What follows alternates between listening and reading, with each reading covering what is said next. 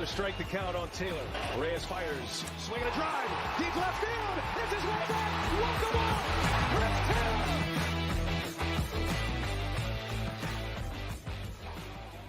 What's up, everybody? Welcome into DodgerHeads Live, presented by DodgerBlue.com, part of the Blue Wire Podcast Network. My name is Jeff Spiegel, joined tonight by Blake Williams. Scott Geirman here to talk Dodgers offseason, guys. Blake, I'll start with you. Sunday football, you got up early to watch your beloved Patriots just put on an offensive clinic in Germany, so you've got to be feeling great this time of night. Yeah, like I was telling you guys, I woke up at 6:30 to watch that game. And then after like 10 minutes, I was just like, nah, I'm not doing this. I'm out. I went back to bed, woke up, saw they lost 10-6. And for me, that's a win because I'm going for the draft pick there. So There you go. Great day. And I'm happy I'm on the top finally here instead of being stuck on the bottom of our screen. Yeah. Well, and Scott probably slept through the Patriots game because he was still recovering from USC getting absolutely smacked by Oregon late into the night last night. So, Scott, hopefully you got a good night of rest and new day today. Oh, big new day. Yeah. Nice. Good night's sleep there. Caleb Williams train still rolling on. Lincoln Riley can't speak much for that, but we're here. We're doing well. We're here. Yep. And I promise you all that this show is not delayed because of the Raiders game. I missed 85% of the Raiders game, caught the last few minutes. King Aiden, Antonio Pierce, keeping the vibes immaculate. Raiders continue winning, but we're here to talk Dodger baseball. So thank you all for joining us. Those joining us live on YouTube and Facebook. Thank you, those listening after the fact. Again, we are part of the Blue Wire Podcast Network, so you can check us out on Apple, Spotify, Google. Just search for DodgerHeads, and you will find us there. Tonight's going to be a fun show, guys, because we're talking off-season storylines, and I've picked 5 that I think are the 5 biggest storylines to monitor as Dodger fans over the coming days, weeks, months, whenever the off-season decides to start heating up. And so let's start with, I think, maybe not the biggest headline of the bunch, but it's kind of the question that we've got to think about, talk about before we can talk about anything else. And it's this one, Blake: tax or no tax? We all know that last year the Dodgers seemed committed to staying under the tax threshold. They were unable to do so. They wanted to reset the penalties because of the Trevor Bauer decision and some other decisions that were made. The Dodgers ended up going over the tax. As it stands right now, Blake, they're at about $160 million in committed salaries. If you include arbitration estimates, that gives them about $75 million to spend before they would even get to the threshold. In your estimation, Blake, based on everything that has happened to the Dodgers in the last 12 months, is there any chance the Dodgers once again try and stay under the threshold? I think there's always a chance, but then ownership risks the chance of fans not showing up to games. After the last 2 seasons being eliminated in the NLDS, I think you absolutely have to go over the tax. And if they end up signing Ohtani, which I think we all hope they will, and they seem to be the favorites to do, then you're just going to naturally go over that tax. It would take a lot of work to stay under that tax and sign Ohtani. There's been some reports that they're going to be more aggressive this offseason and that they need to add starting pitchers, and they're looking for 2. And there's a lot of teams interested in starting pitchers, so if you're going to add 2 starting pitchers, you're going to have to pay up there. They have needs in the corner outfield spots, so you're going to need to spend there. So I just don't really see any way they're going to stay under the luxury tax this season. And in my personal opinion, I feel like they need to look at the Steve Cohen luxury tax threshold, the 4th tier, and say, we need them to make a new one for us because we're just going to blow past that tier. That's how the Dodgers should be spending. That's what fans deserve. And they should be running out a team that is the best in baseball every single year. Yeah, the tax, as a reminder, is $239 million, I believe, is the tax. Somewhere right around there is when you start to incur some penalties. And then, of course, as Blake alluded to, there's multiple tiers with different tax rates, draft pick penalties, et cetera, et cetera. But Scott, Blake brings up a great point that ownership has, by all accounts, indicated that they intend to spend this offseason. Do you believe them? Yeah, I do. I really think they should, and I really do believe them. There's a lot of needs, just like Blake said, and I agree with all of them. They've stood pat, and all signs for what they've done the past few seasons point to them, not only going past it by a little bit, but just exploding it. There's no reason not to. They make enough money. Targets are out there this year. It's not like a free agent class where they can, if they didn't we wouldn't be too upset. I'm sure we're upset every time they don't sign, a big name, but this is one where the needs are there and the free agent options are available. So yes, I really do believe that they're going to go right to it and attack what they do need on the roster. Yeah, I'm with you guys. I would be shocked if they even got to close to it. For the reasons that both of you have laid out. I mean, we're going to talk Otani here in just a few minutes. This is a guy who's estimated to be making anywhere between $40 and $50 million a year on his next contract. So I said they've got about $75 million to spend. Well, Otani alone would get more than half of that money taken away, and you haven't addressed the starting pitching, which is the single biggest need. And as you alluded to, it's not just one starting pitcher, as we'll talk about here in a moment. It might be two, it might be three. There's outfield spots. You laid it all out. And so that's why I just look at it based on the disappointment of last season. There's no chance. I mean, like, Scott, real quick, like, if last season had ended differently, maybe no, they don't win the World Series. Let's say they make the NLCS, maybe even make the World Series and lose. Do you feel like, would you feel as confident about them going out and spending this offseason? Or do you think how disastrous the sweep in the NLDS was, that has motivated them even more to know they've got to pony up? With the roster that the Dodgers had last year, the gritty Dodgers, it looked like they just had it just seemed like a bunch of veterans overperforming for half the year.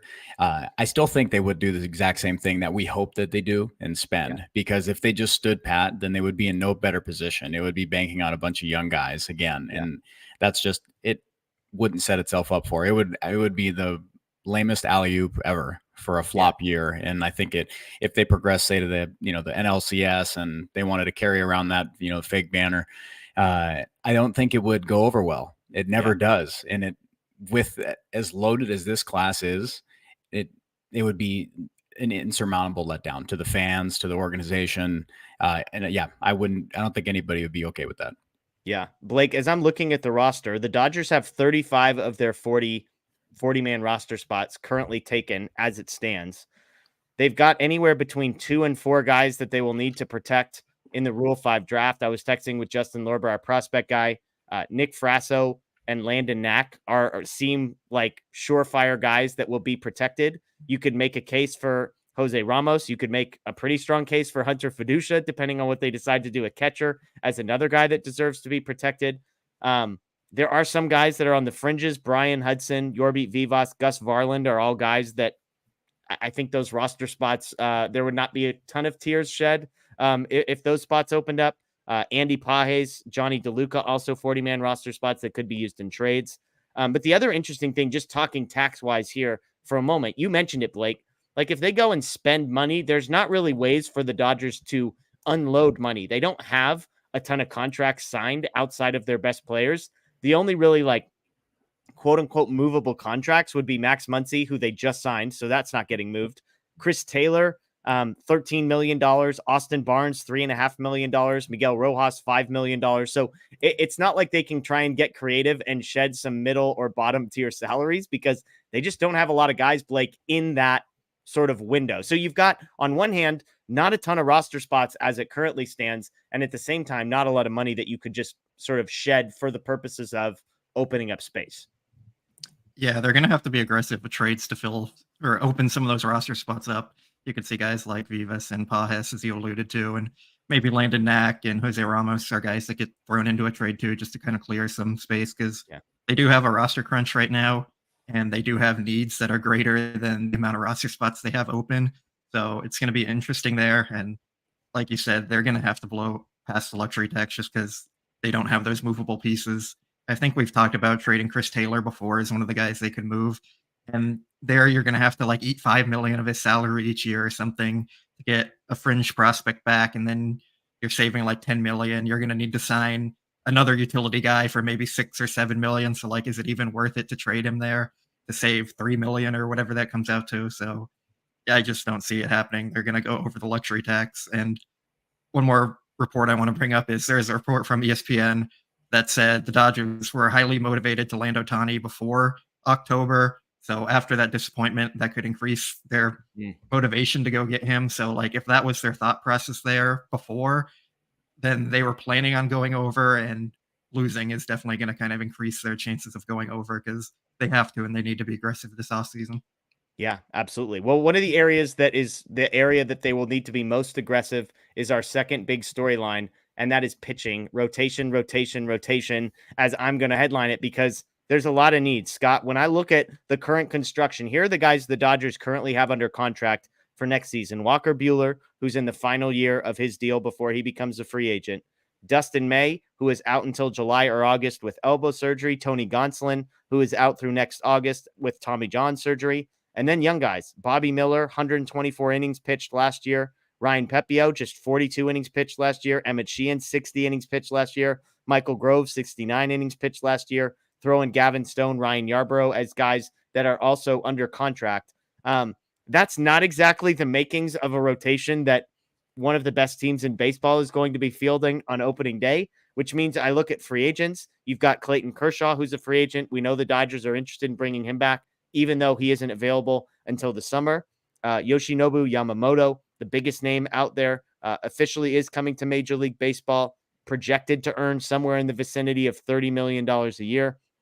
And then Major League free agents, Jordan Montgomery, Aaron Nola, Blake Snell, Sonny Gray, Corbin Burns, potential trade target, Dylan Cease, a potential trade target. So, Scott, take this wherever you want. But when you look at kind of the status, the overview of Dodgers rotation as we sit here today, what do they do this offseason? Yeah, I spoke to you guys last year during the year prior that it felt like they had enough prospects where they could have gone out and gotten an ace, like a front end guy, and they needed it. It kind of felt like it just somewhere where their rotation was lining up, they lacked that, big 1A. And this is the time where, just like you mentioned, Yamamoto, Snell, my list right now, if you asked me to give you three, Yamamoto and then Snell's interesting, but there are flags there. But Sonny Gray is somebody that isn't that 1B tier. He's still he's a 1A, but he's just because of how front loaded that is with the, Snell, Yamamoto, Aaron Nola, all right at the top. I'm going to say Sonny Gray. But I do think they need one from top tier, and then they need to get some innings there with how tough it was this past season to fill innings down the stretch. I think they need a reliable one-year guy. Wade Miley, somebody that's really on my radar. I really always have liked what he's, kind of brought to the table when he's healthy. They could probably get him on a 1 year for about $7 to $8 million. I'd like that a lot. But the rotation's probably the biggest concern. They just don't have a lot there. Yeah. Blake, Scott's laying that out. He wants one top tier guy, and I saw you smile when he mentioned Wade Miley's name. Looks like you're a big Wade Miley guy. I'm just thinking like Wade Miley is going to be their first signing of the offseason, and then everyone's just going to freak out because they just signed Wade Miley when they need a big name. So, and everybody can boo me for that one. Nice job. Yeah, I think that'd be funny. I do agree they need a top tier starter. I've said it this offseason multiple times, like Yamamoto and Ohtani are 1A and 1B because Yamamoto's 25. He's younger than James Outman, to put that into perspective. So you have a potential ace there for another decade if you can sign him.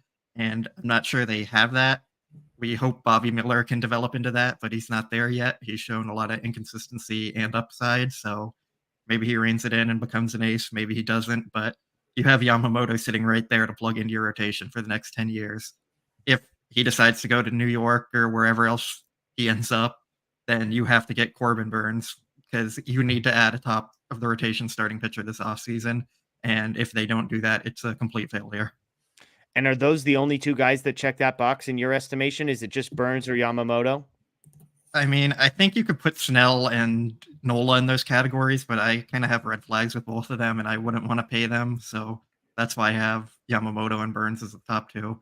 I know they'll check in on Tyler Glass now, but he can't stay healthy. They'll check in on Dylan Cease, who's been inconsistent. So I think there's just a lot of question marks around everyone else where Burns and Yamamoto are the safer route. And considering the state of their rotation, they need safety and upside.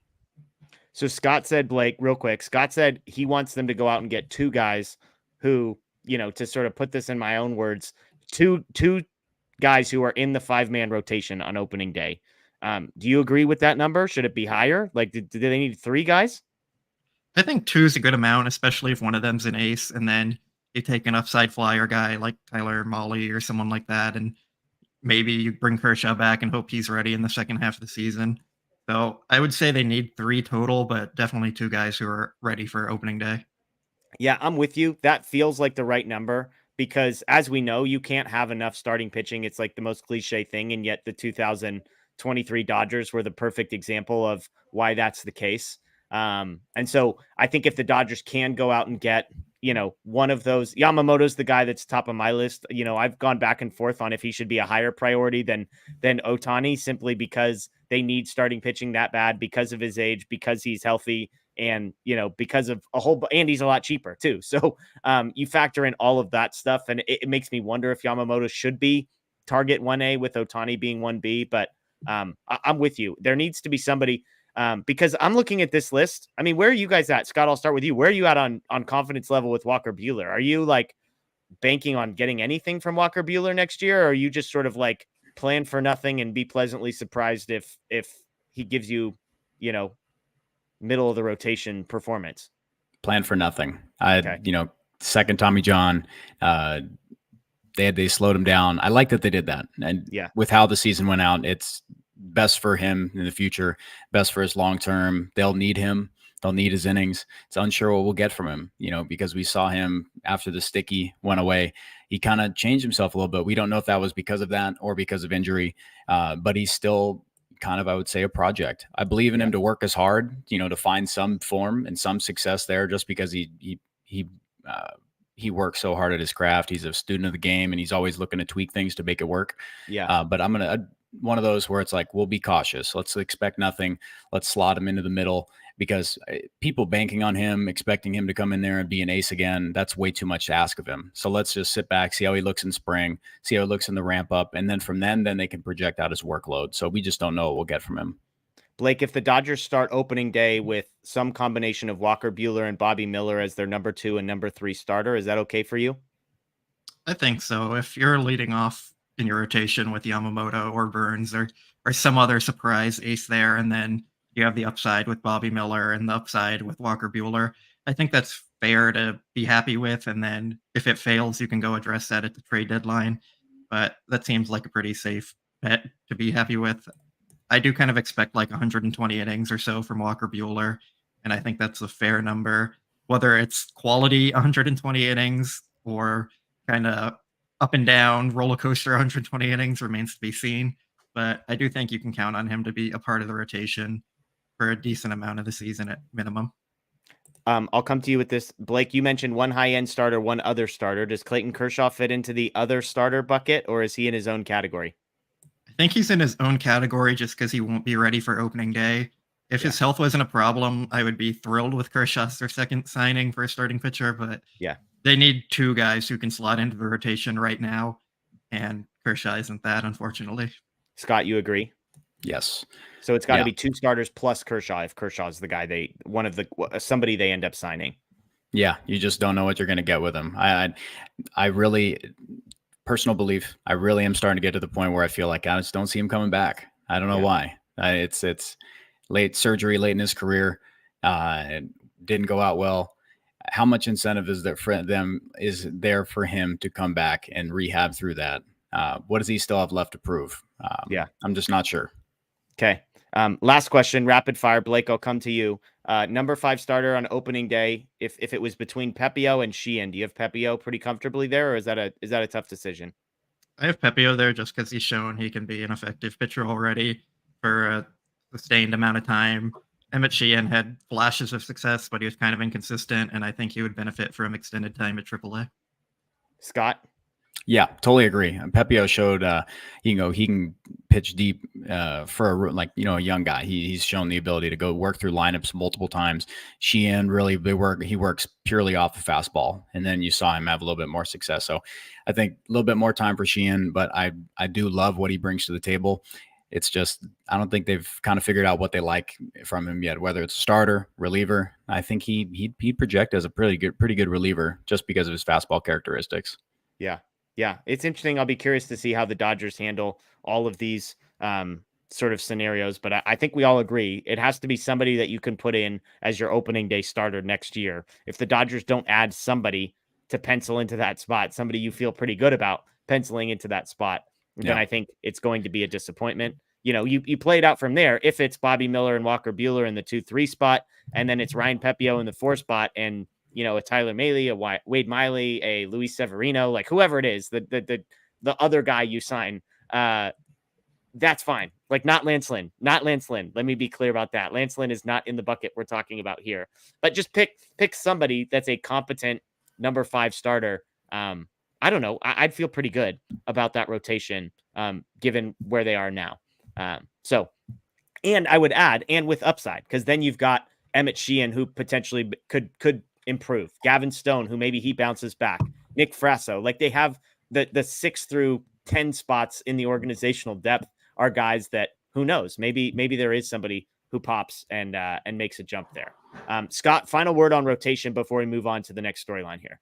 Yeah, I'm just going to throw one personal note on Sonny Gray. He's just someone the more I looked into, the more I like how he's avoided major injuries for quite a few years. He has had no big red flags there. I think for him that, he's in that $20 to $25 million range right there. You could probably get him on like a 3 to 4 year contract.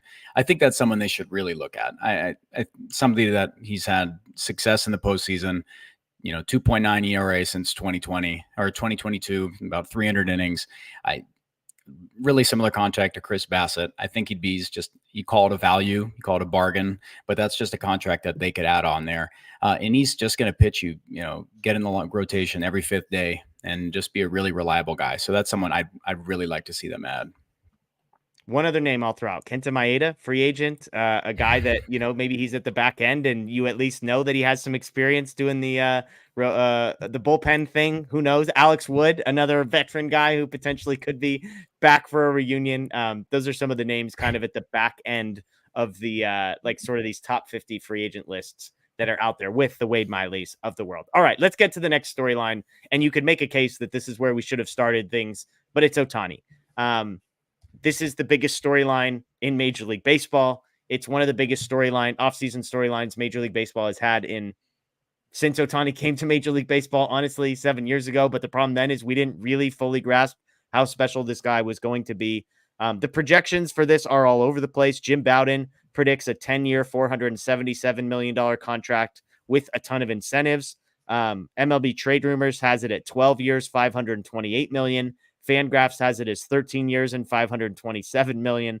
So, like I said, we're talking anywhere from $40 to $45 to $50 million a year, and anywhere from 10 to 13-year contract we could be talking about here. As a reminder, he will not be able to pitch next season as he undergoes offseason elbow surgery, but he will be able to hit, is expected to be ready by opening day. And as a designated hitter, he led the majors in slugging and OPS last season. So it's worth pointing that out. We could talk about all of the marketing value of adding in Ohtani, the number of jerseys that he will sell, the number of just added eyeballs he will bring to the Dodgers, and the off the field value of a guy like this. Blake, I'll come to you. You've been consistent that, and I don't think you're joking. I don't think you're being facetious. If they don't sign Ohtani, it's going to be a failure of an offseason, is where you stand. Is that fair? I think that's very fair.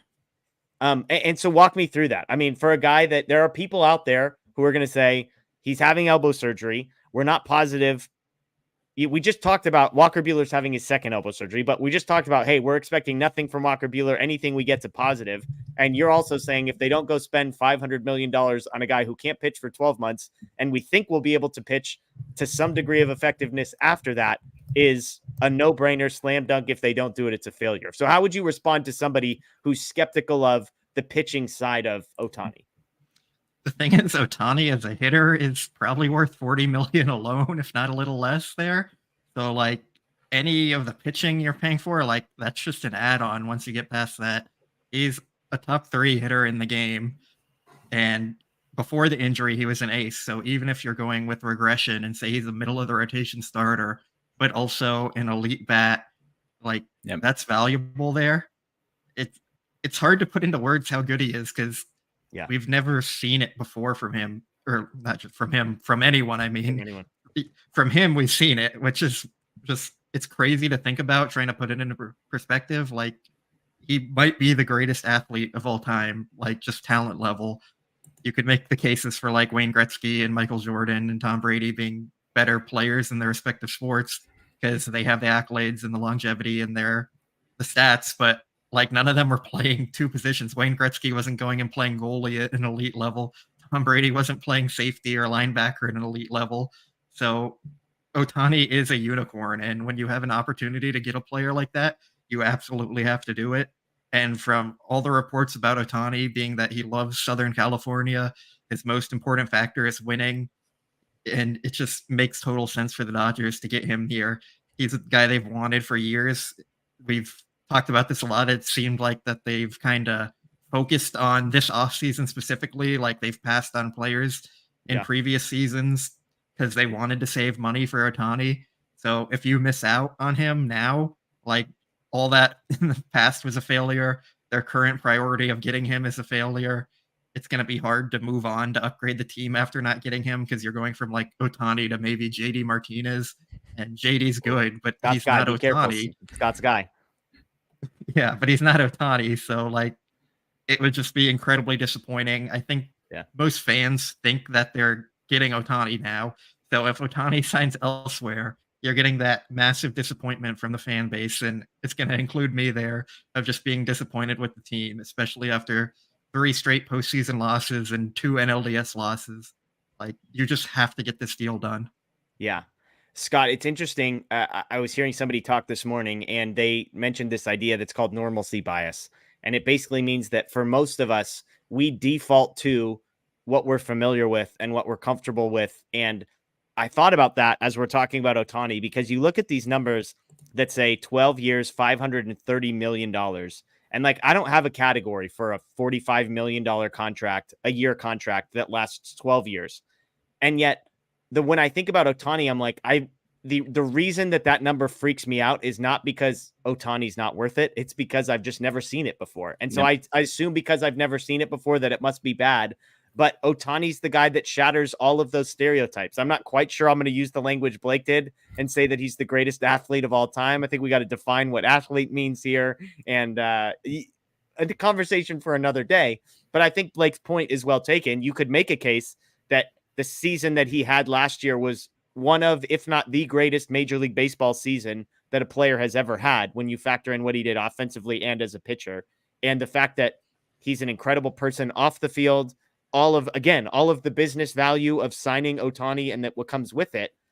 I'm not quite sure I'm ready to say the offseason is a total and utter failure if they don't get him, because I think by all accounts, if they don't get him, it won't be for lack of trying. It's not like they're going to be outbid. It would just come down to maybe him wanting to play somewhere else, is my sense. So if they lose out on him for something that they could have changed, then I will agree with Blake that this is a failure. I mean, are you ready to say that, hey, it's Otani or bust for the Dodgers this offseason? Yes. Like, for every reason that Blake brought up, for everything they've done the past few seasons, I'm not going to say that they'll be terrible with him, but there will be a cloud, or, terrible without him. Sorry. But there will be a cloud over what they're doing, just because we spoke this past week. We talked about Otani. I said they'll have to do things that they've never done. They'll have to commit as much money as, even Mike Trout got. I think it's $426 million. They'll have to commit that to him, and he's worth every penny. Yeah. It shouldn't even be a thought in their mind that the money might not be, worth it, or it's too much, because he's going to bring that in alone. So it's just a matter of getting him to, sign on with the Dodgers, which they check all the boxes for him. West Coast, if that's the thing that's for him, then West Coast, winning pedigree, structured environment, and that's everything that the Dodgers have. So for me, it's a definite failure, without a doubt. Like, with the planning that they've had, Andrew Friedman, all he's spoken, all the good things he said about Otani, wanting him, and now he's here, right in the prime of his career. This is the best, most valuable baseball player since Babe Ruth. Yeah, like, let's bring that into perspective. People need to continuously understand that. He is as good as it gets. He is the unicorn. He is the baseball player. He is everything you want in one, and he wants to win. Back up the Brinks truck, like, give him the blank check. What do you need? It sounds hilarious, but that's just exactly what it is. So I know we're getting to the point where it's like, when is this happening? I know I texted Blake and I was like, when's he signing, man? Because it's getting to the point where it's just so much speculation. We know the number is going to be big, and it's going to be a lot to see it, but it has to be done. It just needs to happen. And I think the point of just kind of the need for how built up it has become. The fact that every expert out there is saying it's going to be the Dodgers, that every report is he wants to come to LA and people close to him, and Andrew Friedman's obsessed with him and he's not going to be up in, and all this stuff. Like, all of that is only going to make it worse if somehow Ohtani isn't the guy who signs for the Dodgers. And look, the one last thing that's worth pointing out when we talk these numbers, we say this all the time. You never, and Andrew Friedman has come out and said this, no free agent contract is a good contract. Like, you have to pay a number that doesn't make sense. You have to pay for some years on the back end of these contracts that you're probably going to regret. Not all the time, but most of the time that you're going to regret.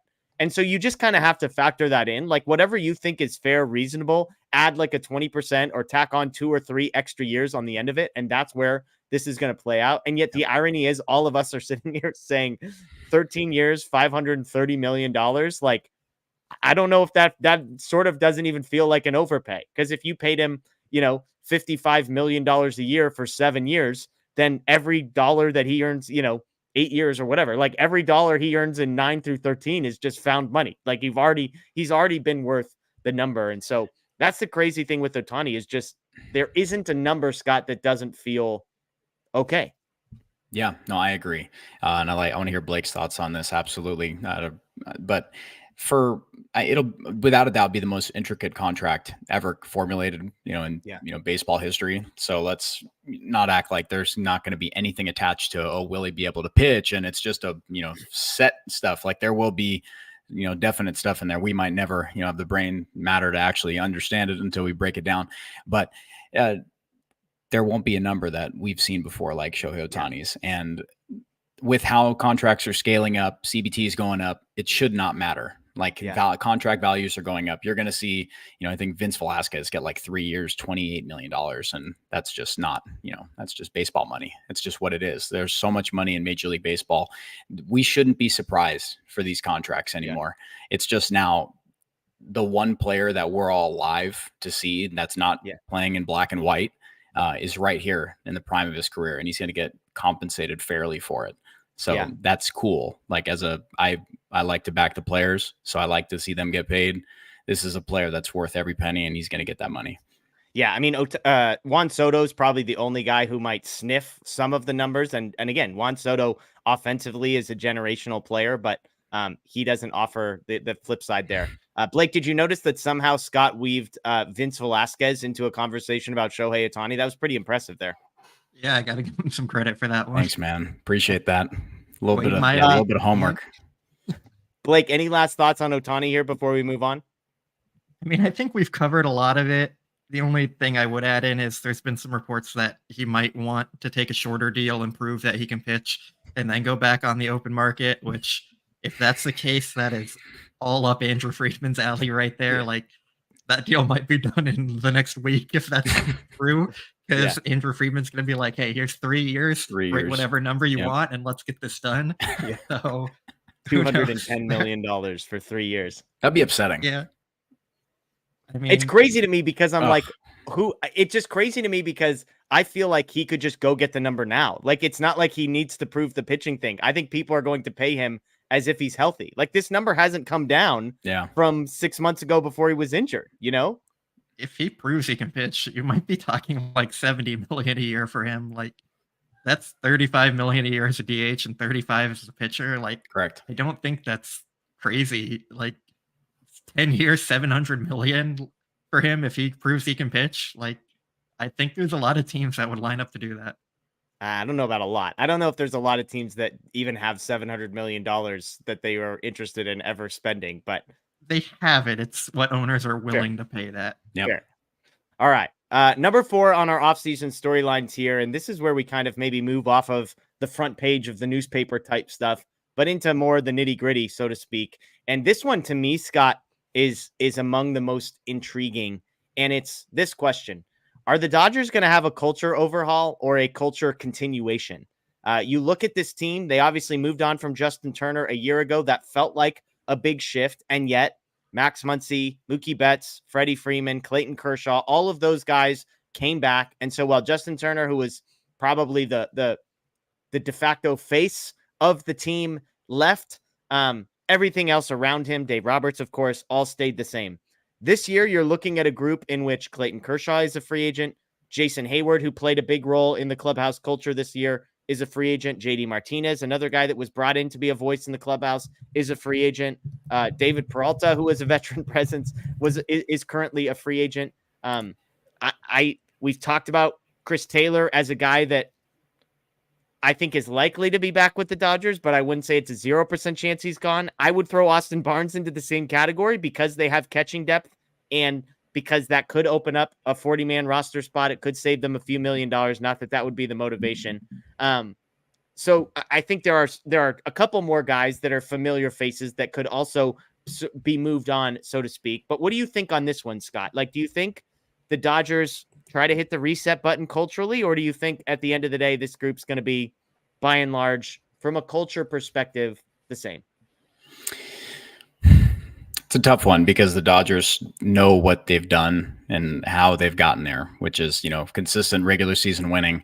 It would be easy for them to say, just continue, push on, and go with that. But I believe they need to do a major overhaul. I don't know about, in terms of personnel wise, gut it and fill it that way. But certainly a guy like Ohtani and how much fire and how he approaches the game would be an overhaul. Just lead by example stuff. Mookie Betts, Freddie Freeman, they're not the most vocal guys. And for them to change at this point of their career, we might not see that. But I certainly don't want a bunch of reunions where it just feels that would be more of the same. So that it would have to come from the top. And that's when Blake and I, we floated the idea that, if there were major changes, with managerial, voice there, that would be a way they could do it. So I'm not sure how they'll approach that, whether it's one guy, two guys, but it's something that's going to have to come from, I think, Dave Roberts, Andrew Friedman, and how they approach it. But I'm just not sure how they change that because their superstar guys are very quiet superstars and they're not rah-rah. They're not going to go in there and, break a bat in the clubhouse or do anything like that. So it's going to be different. I don't really know how to approach that. Yeah, well, and what's interesting is the two guys we mentioned as our top two targets, Yamamoto and Ohtani. Yeah, man. One of them is a 25-year-old who's going to be making his major league debut coming over from Japan. And Ohtani is, like you said, more of a lead by example guy by all accounts and not sort of a, rally the guys and give a rousing pregame speech necessarily. So Blake, maybe I'll ask you the question this way. Can the Dodgers overhaul the culture as long as or by bringing Dave Roberts back, have they committed to a continuation? I think it's kind of a mix. For me, I feel like they're going to continue how they set their culture in the clubhouse and trying to stay consistent. But I think for me, it really needs to be a change in culture on the field and not necessarily like being vocal leaders or anything in the clubhouse. I think there just needs to be more passion and excitement from players. Like we talked about this in the postseason, when you watch all those Final Four teams that were in it, like when their guys hits a home run or there's a double or anything, like all their guys are on the top step of the dugout cheering and excited. And the Dodgers, you didn't see that as much. So I think there just needs to be more passion on the field. Like Ohtani and Yamamoto, I think bring that. So I think it's more about the players they're targeting instead of Dave Roberts as much as anyone else. So that's kind of where I'm at with it. I just think they need more passion and more energy. Yeah. And I mean, we've had this conversation before. I kind of disagree with that piece of it. Like, I think when things are good, everybody's doing the Freddie and everybody's smiling and everybody's laughing and guys are getting fired up and they're fighting back from a 5-run deficit on like a random, September 2nd game. And everybody's like, hey, this is it. And then they get swept. And well, guess what? When you're getting your butt kicked by 9 runs in the first inning, like people aren't on the top step screaming and yelling. And so I think it's a little bit of just sort of remembering the most recent image in my view. And you're welcome to obviously disagree with that. Like, I think the energy was there. I think when you lose, the energy disappears, and they lost. Their season ended with a bunch of losses. And so that's kind of the only thing I would push back on a little bit there, Blake. I mean, I get your point and I agree with it to a degree, but like Mookie Betts and Freddie Freeman aren't the guys that are going to pump up the entire team and bring that energy. And I do think they need a star level player that's going to be able to do that. Someone who in a moment when the entire team's down, he's going to double and bring that energy the rest of the team needs to kind of get back into it. Like, I just don't really see Mookie and Freddie as those type of players. And it's not saying they're bad players or anything, because I think we all know they're elite MVP talent players. You just need that other piece, like opposites kind of attract there. So bring in that fire to the team and let Mookie and Freddie do their thing and just get the rest of the team pumped up with Ohtani doing his thing. And look, the third best guy on the Dodgers is Will Smith, who might be the most subdued of the entire group that we've talked about. But real quick, I mean, like, I don't see Ohtani as the guy who solves the problem you're laying out. That's kind of my only issue, Blake. I think he is, though. Like, I think he brings that excitement and that fire and that energy. Like, Ohtani wants to win more than any player in any sport, probably. He is the best player in maybe any sport, and he spent his first 6 years of his career playing with the Angels, missing the playoffs. So I think Ohtani's that kind of player who's going to be totally focused on winning there. And then when that ends up happening, he's going to bring that energy. Like Mookie and Freddie have experienced winning already. So it's a different level. Like when you're first time winning that ring, it's just so much more excitement than when you do it a second or third time. Yep. Yeah, it's because Scott, my only thing is when I think about the player you're describing, I'm thinking of a Bryce Harper type. Ohtani, he's better than Bryce Harper. From a passion on the field, Ohtani, in my mind, is not anywhere near the category of Bryce Harper. Like, he's closer to Mookie Betts than he is to Bryce Harper, from my perspective. We just haven't seen Ohtani. Yeah. Okay. Yeah. We talked this past week about Ohtani. I brought up the pregame speech in the WBC in the championship final. His quotes there said, when Ohtani speaking about, Team USA, he said, "Let's stop admiring them. If you admire them, you can't surpass them. We came here to surpass them, to reach the top. For one day, throw out the admiration for them and just think about winning." Ohtani went out there and struck out Mike Trout to win that. And that's the highest point of his, baseball career so far. So he hasn't played in those spots. Ohtani understanding that there's, as good of the talent as you can get on playing on the opposite side. I'm not saying that you went out there and, rah, got them to go and win it, but they did. And that's something you want out of your, like, those guys are professionals in Japan. Like, they're all from all over playing on Team Japan. So they are, they don't need that. But Ohtani took that and stepped up to make that speech. And they went out and took care of business. So for me, that's like, if you want one moment where I'm like, I don't know if we've seen that. I know Mookie spoke to the Dodgers in 2020 prior to that, but I heard, it's an odd thing he did. Like, by all accounts, it was just like people said it was a weird energy there. Well, okay. Go ahead. Yeah. But it's just a different thing. We just haven't seen that stuff out of Freddie. We haven't seen that out of Mookie. And from Ohtani, he hasn't had that big moment. But in his one big moment that was against an entire all-star roster, he stepped up to that spot and pitched and performed on the biggest moment. Yeah, and I mean, I'm glad you brought up Mookie, because pre-2020, his was the speech that it felt like 4 or 5 different players all referenced early on in spring training. He kind of got up and sort of raised the bar, raised the level of sort of the energy, the commitment, the whatever it is. And so, again, maybe to your point, it's, hey, that was 3 years ago, and now Mookie's been here for a few years, and the voice has gotten a little bit stale, and they won in 2020, and Mookie had won before that. And so, I'm not disagreeing with that. And I think I'm agreeing with the premise. I'm just wondering if Ohtani, from a culture perspective, is the guy that solves that problem. And who knows? I mean, the thing about culture is it's not easily quantifiable. And so even if they sign Ohtani, like, it's not like any of us are going to be able to look back and be like, see, I was right. Like, Ohtani was the answer to that thing, because if they win, it's going to look like he was the reason. And if not, then he won't. The name that is interesting to me, just in the culture conversation, is a guy that the three of us have talked about, is Hayward, because he's sort of a free agent who's out there, who's not going to cost them a ton of money, but by all accounts had sort of earned a reputation and had a voice in the clubhouse. And so he's an interesting name. I mentioned Austin Barnes as a guy that they could potentially move on. And I would make a case that from a baseball perspective, they should move on from him, forget every other piece of the conversation. I think Hunter Fiducia is probably better than him and cheaper than him, and it allows you to keep Hunter Fiducia around. But like, those are two moves where if they go out and sign Hayward, that feels like they're making a statement about the culture, versus if they were to move on from Austin Barnes, it would be the opposite. It would feel like they were saying, hey, we want to shake some stuff up. Barnes is a guy that has a ton of sway, cachet in the clubhouse. And so we kind of want to hit the reset button there a little bit. Kershaw, another name. So I'll ask you, Blake, real quick. Like, do you think, I mentioned Austin Barnes a couple times, do you think there's any chance they move on from Austin Barnes this offseason? If Kershaw doesn't come back, I could see it being more of a possibility. Yeah. But if Kershaw's staying, I think Austin Barnes is going to stay. As much as people love to hate him, he is a fine backup catcher. The state of catching in baseball is not very good. And Yeah. Austin Barnes would probably be starting on at least 10 teams, which there's a lot about catchers in baseball. And I think the Dodgers do love to have that catching depth a lot. They've invested in pitching prospects probably more than any other team and tried to develop them. And it seems to be one of their more important positions. So I think he stays.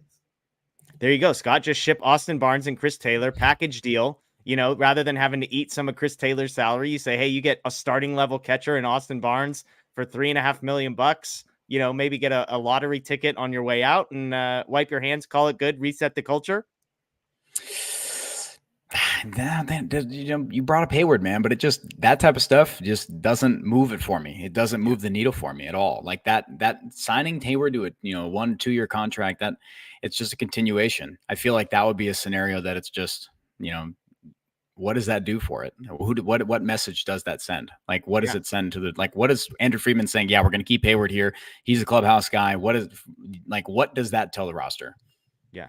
Yeah, I mean, and look, it depends on what the alternatives are on the Hayward front, because we all agree they need corner outfield help. So are they going to go out and spend $18 million a year on a corner outfielder, or are they going to be shopping in the $8 to $10 million a year range? That's sort of, and if they go out and get Yamamoto and they go out and get Ohtani, my guess is it's going to be closer to the $8 million a year bargain bin range.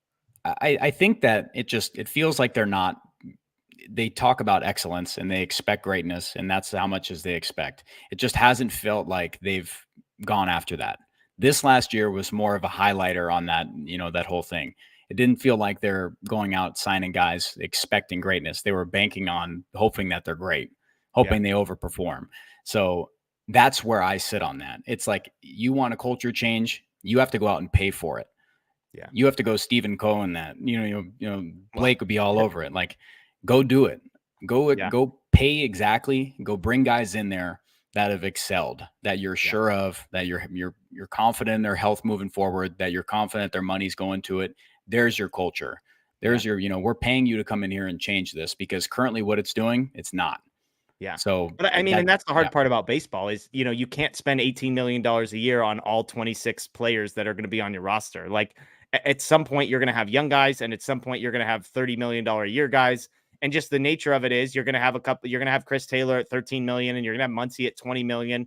And at some point you've got to fill out that corner outfield spot, and again, to the point you just said, I would just argue Jason Hayward did check all of those boxes, but we don't need to rehash our Jason Hayward conversation. You can go back and find it on the, I believe it was the qualifying offer video. We talked about Jason Hayward and that piece, but I think to put a bow on this culture conversation, I think we all agree on a few things. One is Dave Roberts is back, and Dave Roberts is probably the single biggest influence on however you want to define the culture of the Dodgers. Dave Roberts is probably the single biggest influence on that.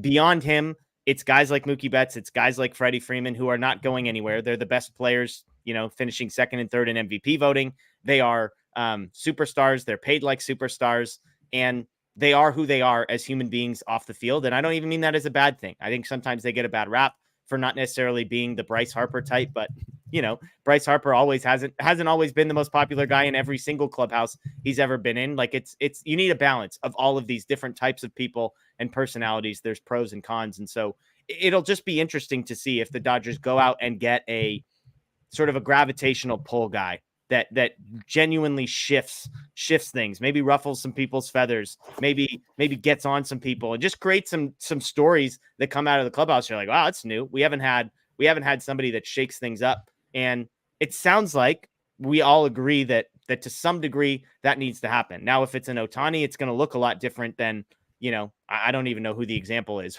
Some guy that would come in and kind of be, more of a abrasive personality in a way that would be positive. So let's shift to our fifth storyline here, and then we'll get to some questions. The fifth storyline is this.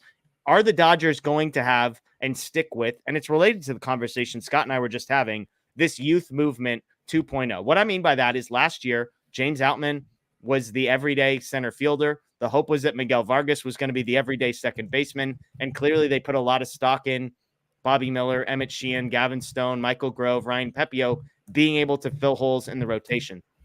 The easy answer would be, well, surely they're not going to do that again, because look how it worked out for them last year. And yet we just laid out all of the different holes they have, and they have these young guys who are kind of in the quad A space where they've done everything they possibly could at the minor league level. And yet Miguel Vargas, Michael Busch are two examples of guys who haven't quite proven that they can do it at the major league level yet. And so when I think you look at this list, guys, you've got Vargas, you've got Michael Busch on the position player side. Andy Pages was a top 100 prospect who had a down year, so I still don't think he's in this conversation. I mean, Johnny DeLuca, I don't think is like a future everyday starter, so he probably doesn't belong in this conversation either. But on the offensive side, you've got Vargas and Busch. Do the Dodgers create space for those two guys to be everyday or even consistent starters at the major league level? I suppose Gavin Lux could be a part of this conversation as a guy who's played a lot of games at the major league level, but is still young. And then on the pitching side, we've talked a little bit. How much trust or how much do they depend on Bobby Miller, Ryan Pepio? How much do they depend on Gavin Stone, Emmett Sheehan, Nick Frasso, Landon Knack, Michael Grove? You know, even in the bullpen, Kyle Hurt. They've got all these decisions. And so, Blake, I'll come to you first. When we sit here on opening day, I think it's an interesting conversation to have today and ask ourselves, how many rookies are they depending on? How many rookies is the wrong term? How many of these young guys with like less than a year and a half of major league experience do you think the Dodgers are going to plan on counting on come opening day? I think they're going to end up counting on more of the pitchers to kind of bring that youth movement than the position players, because they kind of have a filled position group except for the outfield. There was a report, or Gomes said it himself actually, that Miguel Vargas and Michael Busch were options for the corner outfield. So there a possibility there. I don't think it would be both of them. I think it would be one. I'm saying maybe on like the hitter side, you see one, maybe two of those guys. I guess it's two if we're counting Outman there, and you could even say three if you're counting Lux, but I don't really consider him part of that youth movement anymore.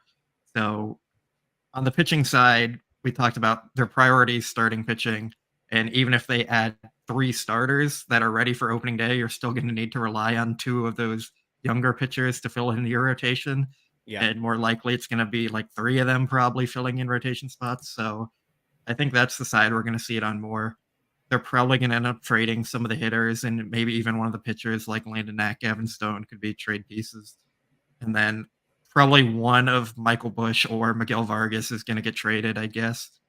But on the other hand, I could also see them saying like, we need to keep these guys because they're going to be cheap and we're paying Ohtani $60 million, $55 million, whatever it is. So like maybe they try and just get by with them, but I still think they're going to end up trading one of them, if not both, and then one or two pitchers probably. Scott, where are you at on Vargas and Busch and just kind of overall confidence level on those guys becoming above average major leaguers? Pretty low at the moment. Okay. I took a huge loss on Miguel Vargas bandwagon. You sold your Vargas stock, huh? I wanted to get out in front of that before anybody brought that up. Yeah. It just felt like they just didn't believe in Miguel, like not Miguel Vargas. They gave him a pretty solid thing, but he was hurt. But he still just it didn't work out for him. Michael Busch just feels like the Dodgers front office doesn't believe in him very much. When we expected him to get some solid time, it just never came about. And they immediately just sent him down. So he could do everything there. AAA became quad A. I was joking with Blake a lot of the time. He felt like he's just, an overachieving Rob Seguin. I know that one was rough. But I'm with Blake, though. Yeah, it's definitely a thing that I think they'll trade one, if not both, to secure a large package there. But I'd like to see them, keep around Michael Busch. I feel like, left-handed bat, he's got some considerable pop they've shown. And that does mean that, I might have to be on the wagon of trading Miguel Vargas. Like if the opportunity comes up, then yeah. But he's been putting some early work in the offseason. He's been on social media posting that. So I think that one or two are going to go. But just to Blake's point, I think the pitching aspect, without a doubt, Bobby Miller, Ryan Pepio, Emmett Sheehan, they'll be leaning more heavily on them. And that exposure this last year is something that is great for them. They can look at that going forward, pluck what they want from that data, and they can use that. So I like what Blake said about relying more on the pitching. But the offense, they just don't have much in terms of, past Johnny DeLuca, Michael Busch, Miguel Vargas. So it's kind of weird on that sense. Yeah. I mean, Blake, as you look at on the position player side, obviously catcher is accounted for, first base is accounted for, third base accounted for. If we put in Max Muncy there, he just signed the contract. You've got Mookie in right, you've got Outman in center. So you're staring down now. Brandon Gomes said Gavin Lux is expected to be the opening day shortstop. We'll see, to be determined on kind of, we've gotten limited updates, even though the last update we got on Lux was positive at short health wise. So that leaves second base and left field. Second base happens to be a position that Miguel Vargas in theory can play. Michael Busch in theory can play. Max Muncy could move over to second, and both of those guys have some experience at third base, more so than they do left field. But I'm looking at an opening in left field and an opening in second base, and two young guys that, at least in theory, are athletic enough and offensive producers enough to make it work. Do you think either of those guys is a starter on opening day for the Dodgers next year? I'll say no. I think they're going to go with veterans there. I do think Mookie ends up playing more time at second base than right field next year. So I'd say they need two corner outfielders. Okay. And both Vargas and Busch have limited experience in left field. So one of them could possibly fill that spot, but I think they're going to end up adding a starting level outfielder and then maybe a platoon guy who can work with Chris Taylor in the other side of the outfield there. So I don't think so. I think one of them gets traded, which lowers the odds there. And then maybe one sneaks on is a bench bat and kind of earns an opportunity to start. But as of right now, I'd say no. Who would you bet on, Blake? If I'll ask you both the same question. If you had to bet on one of those guys figuring it out, who would you pick? Figuring it out or being on the roster? Figuring it out, like bet long-term career in LA or otherwise. I've been pretty high on both of them for a while, and I still have faith in both of them. But they're such different players. Like, Michael Busch is more of a power strikeout, Max Muncy type of player, and Miguel Vargas is more of a contact doubles kind of hitter. So I'd say maybe from that sense, I'd trust Miguel Vargas a little more just because of the bat to ball skills. He can probably be at least a league average hitter, where if Busch struggles to hit for power, he's not going to be very good at all. So I'll go with Vargas just based on the bat to ball ability, but I still do have faith in both of them. Yeah, Vargas being a few years younger helps, but I'm with you. I was just going to say the exact same thing. It's the offensive approach feels like it'll translate a little bit more. By all accounts, he's more athletic and defensively trying to figure something out eventually.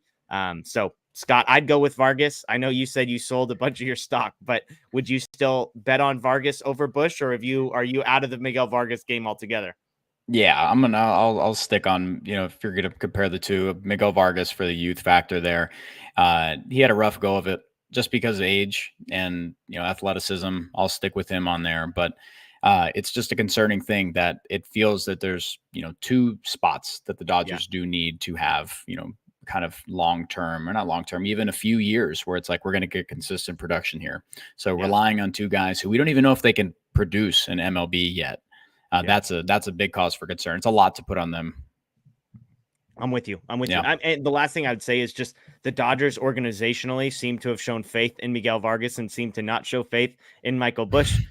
If you hate Andrew Friedman, then maybe that's a reason to pick Michael Busch. But for me, I tend to think if the Dodgers, who know far more than me, made every effort to give Miguel Vargas a very long runway and have made every effort to give Michael Busch no runway, that would make me, if I was placing a bet, the smart money, it seems like, would be on the side where Andrew Friedman is placing his bet, which it seems to be Miguel Vargas. So those are the 5 storylines. Do they pay the tax? How do they solve the rotation? Do they sign Ohtani? What do they do from a clubhouse culture perspective? And lastly, how much do they decide to trust these young players? So those are the 5 that I've got. Let's move briefly. We're at the hour mark, so let's take some questions here before we wrap up tonight's show. If you've got any questions, throw those in the chat, all caps questioned, and then followed by whatever you want to ask us.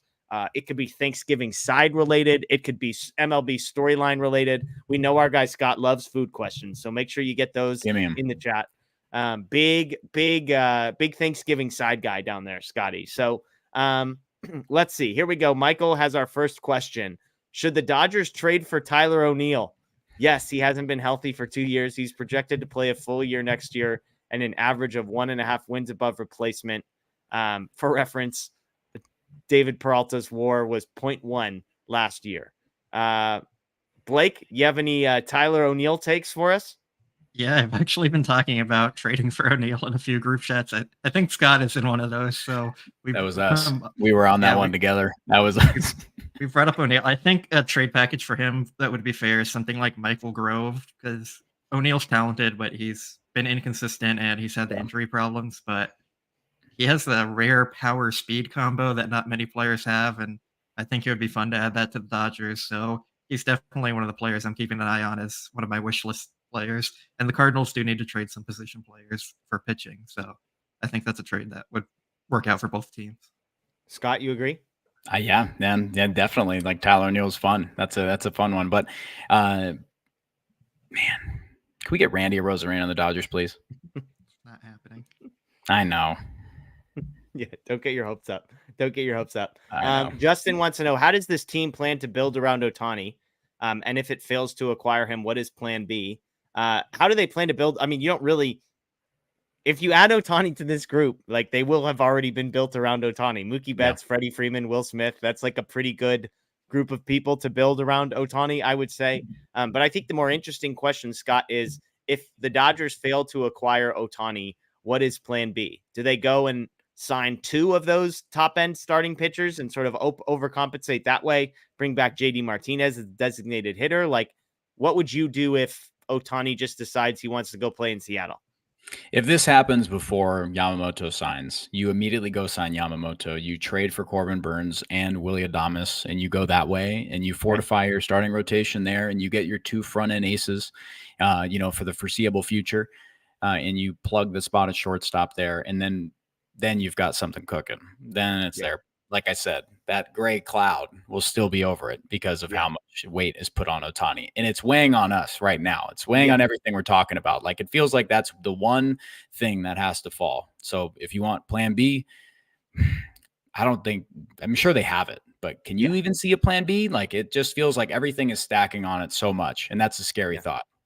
I mean, what's interesting is, I'm debating if I'm going to say this because I know it's going to get a rise out of Blake. Do it, buddy. Like, as crazy as this sounds, next year, if they took the $60 million they were going to spend on Ohtani and spent it elsewhere, I think they could make a better team for 2024 if Ohtani were to sign elsewhere. I think long term it would be terrible. I think, but if they were planning to sign Yamamoto and Ohtani leaves, and instead they sign Yamamoto and Nola and trade for Corbin Burns, like, all of a sudden you've just got a completely different roster. You're now built around pitching instead of around hitting. And so, like, I think from a dollars perspective, you can reallocate that money pretty quickly, because I think Ohtani is going to be the domino that's going to fall. What I'm saying is that would still be a disaster.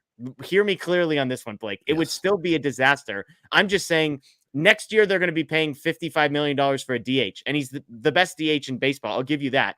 But it's still just a DH for next season. Beyond that, it's an incredible value. So I think there is a plan B in the short term, but I think in the long term, it's a disaster. My thinking with your logic there is, if the Dodgers don't sign Ohtani, they're not going to say, okay, well, we have this $70 million, let's go spend it elsewhere. You could be right. They're going to say, like, hey, let's go get Willy Adames and a David Peralta type and call it an offseason. They'll add pitching. Like, I'm not saying they won't get their ace or anything, but they're not going to reallocate that Ohtani money into bringing in 2 other superstars to compensate for missing out on Ohtani. They're just going to say, oh, well, we tried. Here, we're going to fix up our roster and make it how we like it, but you're not going to have that Ohtani or piece or 2 superstars there. Yeah, I hear you. Michael brought this up. There was a rumor about Bo Bichette. Do the Dodgers look into trading him? This was a rumor that it was Bo Bichette. Was it Adames? Were those the 2 guys mentioned in the rumor, Blake? How do you feel about Bo Bichette? I would love it. And if he's actually available, the Dodgers should probably make him their number 1 trade target. But I just don't actually see it happening. I don't see why the Blue Jays would consider trading him. I believe he has 3 years of control, and he signed for, I think it's like $7 million, $11 million, and $16 million each of those years, or something like that. Maybe even $4 million the first year. So I just don't see that being a thing. But if he is for some reason available, if the Blue Jays lost their mind and they're like, we need to move on from Bo Bichette, like the Dodgers should definitely give up kind of close to whatever it takes to get him. Yeah, signed to a 3-year, $33.6 million deal to buy out his last few years of arbitration. Scott, he was a 5.1, 4.5, 3.8 wins above replacement player the last 3 years at age 23, 24, and 25. Are you in the same boat that if Bichette is available, the Dodgers should be all in? Without a doubt, but I just don't believe that's actually an accurate report. For the life of me, I couldn't understand why he'd be available. Yeah. I don't know why. Okay, this one's going to hurt Blake a little bit. Giants or Padres, which one of these clown teams sucks worse next year? Blake, I'll give you a minute to collect your thoughts here. Scott, you have an answer here? Giants. Giants? Yeah, easy answer. Blake? I'm going to say Giants too, just because they lack the talent that the Padres have. Like maybe the Padres, who manager brings in some like steadiness to that clubhouse and the talent figures it out. Like the Giants don't have a Tatis. They don't have a Machado. Yeah. They don't have a Soto, but in all fairness, the Padres might not either. Yeah, I was going to say, we don't know how many of these guys still are getting paychecks from the Padres next year. But they don't have Musgrove. They don't have Darvish. They don't have Bogart. Like the Giants, I don't know how they've been an average team because that roster does not have much talent on it. Yeah, I'm with you. Road Street Collectibles, is Gavin Lux the starting shortstop next season? Brandon Gomes, this was his line at the GM meetings, was that Gavin Lux, the expectation is he will be the starting shortstop next year. Joe asked a similar question, maybe an obvious counter, but can the Dodgers move away from Rojas? I don't know who's trading for Miguel Rojas's $5 million contract and planning on giving anything up. Scott, like, am I missing something here? What a ridiculous extension. I remember that was, they announced that at FanFest. I had a double take when I saw that. Like, bizarre. But it's super bizarre. Yeah. Blake, but is that how you see it playing out, Blake? Gavin Lux starting shortstop, Miguel Rojas kind of back to the backup role? Yeah, that's the role they envisioned him for previously, so it just makes sense. But just a side note, yeah, that was pretty funny at FanFest. Like, hey, here's Miguel Rojas extension, and by the way, we're also going to retire Fernando's number. But here's the Rojas extension. So bizarre. Matt Moreno chiming in, the best Thanksgiving food. He can't. I mean, he can't even spell this correctly, which checks out based on the take. But Blake, your thoughts?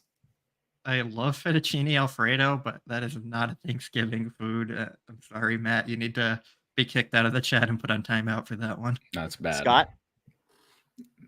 No. Oh, I don't even eat cheese. Get me out of here. Yeah, that's true. Fair enough. Don't ask me. Dave wants to know, besides Tyler O'Neill and maybe Bo Bichette, is there anybody else on your wish list? A lot of names could be on there. It kind of depends on who's available, but like Yamamoto, of course. I do like Scott's idea of Sonny Gray because he's already 34, so like maybe a 2 or 3 year deal there gets him, and I think that's something they'd love to do. Don't really want Snell or Nola. I don't see them as great long-term fits. I'll have to like put together a list of players I'm actually kind of targeting, but yeah, just the obvious ones. I'd say Imanaga, I think it's pronounced. I'm not entirely sure. He's getting posted tomorrow, so I wouldn't mind him as the second starting pitcher they signed this offseason. It's hard to get put on the spot like this without a list here. So. Well, you said you had a list. I mean, the people just heard you say he's on your list. So I'm with you. I haven't done my digging on who's actually a free agent and who's out there and what they're worth and who's available. So Scott, you've mentioned you're a big Wade Miley fan, that you're all in on Wade Miley. The offseason's a failure if Wade Miley doesn't come to the Dodgers. Anybody else on that list? I've got my troll list or my you got my real list. So I'll give you the one that would just be fun. It's just a cool list. So I actually clicked on it. Says what his projected stuff would be, but terrible. So if we don't get a Otani, we'll just go there. Okay. All right. This is Jock, Soler, JD, and who else did I have right here? Yeah, give me Sonny Gray. Okay. Realistic. That's a realistic. Sonny Gray. I like Sonny Gray. He seems to fit the Dodgers kind of. And haven't they He's been rumored to be a Yes. guy that they've like reportedly tried trading for, or at least kicked the tires on before, right? Am I right on that? Yes. A few years ago. Mm-hmm. So Jock and JD play the same position, though, Scott. So I don't know how you're going to fit Stick, them there. stick Jock and left. Make him do it. Jock and Solaire, the platoon of the century. Everyone get on that train, please. hey, I Jock was the and guy. I was Solaire. the guy saying they should put JD in left every once in a while. So His knees Jock, would, I man. got That no would hurt issue with me. Jock and left. Yeah. God. That would hurt my knee. Gold glove guy out there, Blake. Yeah. Yeah, he's going to be a 30-30 guy when he comes up from the minors, but that never happened. So. Jeez Louise. Jeez Louise. He could do it. All right. I think that's it. I think we covered it. No food questions, I guess, which is slightly The disappointing. But fettuccine Scott, Scott rejoices today. what'd you say, Blake? We had the fettuccine Alfredo type debate thing, which did that count? Yeah. Not a big fettuccine Alfredo. Scott, I can't remember. I know Blake. Were you part of the side Thanksgiving sides draft last year, Scott? No, I missed that one. Okay. I thought he was. He took green bean casserole, didn't he? Was I there? I think you were. You a I big don't green remember. bean Made fun of casserole you. guy? Green I bean think that was casserole your is first amazing. pick.